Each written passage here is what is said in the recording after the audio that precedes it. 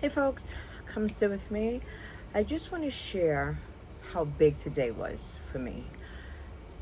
Being in that CPR class and actually working on the mannequin, I was right there in that moment, watching that EMS person drenched in sweat, and he was working so hard to have my sister hold on. I mean, it was like watching a movie. And that movie played for the next almost 5 years of my life. So to be in that moment and I'm actually doing the work, I don't know what words I can use to make you understand that feeling. It was the biggest hurt and pain. It was like having my sister die all over again. And I've been running from that pain, from that hurt, for almost 5 years. And running and running and running and pretending I'm okay and showing up okay and going through life like everything is perfect. It was all bullshit. I mean, that's just the honest truth. It was bullshit. I was pretending that everything was okay when every fucking moment of the day, all I saw was my sister dying, laying on that floor. That was all I saw all day long for almost 5 years. Just that one moment. And nothing I did made it go away. I drank and drank and drank and drank, and it didn't stop. That one moment, I lived in that one moment for 5 years. And it was horrifying. And I bought a house. I woke up one day and I said I'm buying a house, and I bought a damn house. And that didn't help. I had these big achievements, and that didn't make it go away. And I got achievements at work, and that didn't make it go away. Drinking definitely didn't make it go away. It only made it worse, because you drink and you think the more you drink, it's gonna happen. And it is all nonsense, because it just made it stay longer. It made it more vivid. It made it more real every time I closed my eyes. And then it started to see it when my eyes were open. Like I'm walking down the street and that flash is just flashing. It wasn't just a dream, a nightmare anymore. It was happening all day long. And it was literally killing me, and it was hurting my family. And I had to figure out how to shut the movie off. I had to, because I was going to lose everything. And most importantly, I was losing myself, my sense of reality, my sense of being. I was just drifting through my whole life, not showing up anywhere. And I couldn't take it anymore. I knew that I had to turn this movie off. And when I woke up last year, June 5th, and that voice in my head said, Sakina, give yourself grace. Just like that. I said, this is it. I'm starting all over. I'm not doing this anymore. I am going to change everything. It was, I can't explain it. It was just that Sakina, give yourself grace was so loud, but not yelling. It said, this is what you have to do. Stop beating yourself up. You couldn't save her. You couldn't love her alive to make her stay. So you have to give yourself grace, and you have to stop doing this to yourself. And that was it. I just set out every day to shut the movie off. So I started doing grounding work. I started doing mirror work. And I started asking myself the hard questions that I put in the book, Becoming Her. I literally had to answer all those questions day by day and just really sit with them. Like, who are you? What are you carrying right now that is keeping you in this moment of the movie? how are you going to release that? How are you going to put that to rest? And I just, every day, just said, not today. I actually gave my negative thoughts a name. Her name is Mildred. I don't know why I picked Mildred, because Mildred just sounds like a nagging older woman who's always trying to tell you what to do and you're always trying to fight it. So her name is Mildred. And every time I had a thought or that movie was about to play, I would say, not right now, Mildred. I'm busy. I got things to do. Just to make it real. So I felt like I was actually talking to one and not talking to myself. And I'm telling you, it really does help. It helped me. So if you want to give your negative thoughts a name so you can tell them to shut the fuck up, I advise you to do so. And I just said that I just kept asking myself, who am I? Besides the mom, the sister, the ex-wife, the girlfriend, all those things, employee. Who's Sakina?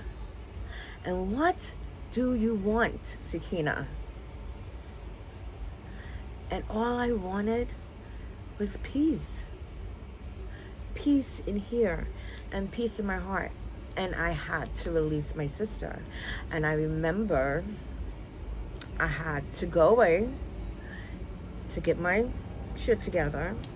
And I was walking in the grass, because I was doing my grounding work, and I was just walking in the grass, and there goes her voice again, and this time it was my sister's voice, and she said, "Thank you, Sakina." That was July 11th of last year, and I have not seen that movie since. And I want to share this with you all because it's so important to sit in the hard stuff. I know it's not easy. I've done it, and it's hard to do, right? It's really, really uncomfortable. But unless you sit in it, you cannot release it. You cannot get rid of it. You can't bury it. You can't be free of it. You have to feel it. You have to allow it to just do what it does so it can move on. You have to get it out of your body. It is so important to get it out of your body. And that day, it left my body. And every day since, I said, what am I doing today to make Sakina happy? Not my kids, not my job, maybe the dogs. But what's today about that's going to put a smile on my face? And that's how I've been living my life every single day since. And I couldn't dream of being this content, this happy, this at peace by sitting in that one hard moment. Once I was able to sit in that moment, then I was able to sit in other moments that were hard. Because I've been carrying, we carry around a lot of shit. Some of it is ours, a lot of it isn't. It's childhood stuff. It's, we all have it, right? I needed to unpack it, see what fit, see what didn't fit, throw it away. And I'm telling you, I implore you to give yourself this gift. It will be difficult, but once you sit in it, and it leaves your body, it no longer belongs to you. And the freedom in that, my friend, is pure gold. Like, you cannot buy this mental freedom, this physical body freedom. It's everything. I mean, just doing this for myself. I created the book Becoming Her, and that's doing really well. It is in the link in my bio. If you are interested in purchasing it, it's $10. I'm telling you, it's work. It's a workbook. It's not a novel. You have to sit down with yourself and really answer these questions honestly. But if you do it, you will start taking those tiny steps, just like I did, to releasing the stuff that doesn't belong to you in this moment. Right? It was your yesterday stuff. It's not your today stuff. You have to get rid of your yesterday stuff, because only right now is the only moment that belongs to you, that you can live in, that you can change.